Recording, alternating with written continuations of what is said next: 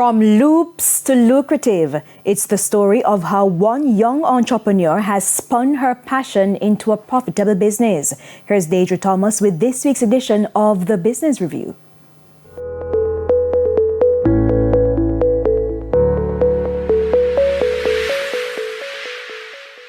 Looking on, many would say they only see a needle, a ball of yarn, and a hobby here. But Jamie Lee Bell, CEO of Emiaj Designz, has taken them and transformed them into a thriving business. My mother actually used to work at Yearton Primary School. So she used to make these little pom-poms that you wear around your neck on sports day that she used to sell to the kids. So there's always yarn in the house. Inspired by her mom's intricate creations, she decided to invest 30,000 Jamaican dollars into acquiring crochet supplies. So I actually went to Ping's one day and I bought a small crochet needle, which was the wrong crochet needle. I didn't know that at the time. I just bought a crochet needle and I started practicing. Though she learned the basics of crocheting through YouTube tutorials, her love for fashion propelled her to refine her skills further. I could have gone to sixth form, do some CAPE subjects, but I decided to go to Garmix, and I did level 1 and 2 in applied fashion designing and technology. With each knot strengthening the business, Miss Bell became further knitted as she created her first piece of clothing, a turning point in her entrepreneurial journey. It was a crochet top. That was the first thing I did. It didn't come out how I wanted it to, but it was wearable.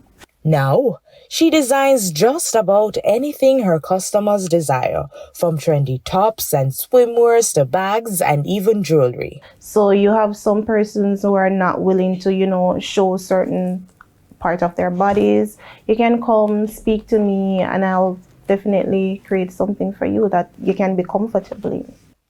However, the challenge lies in always pushing the boundaries of what's possible with crochet.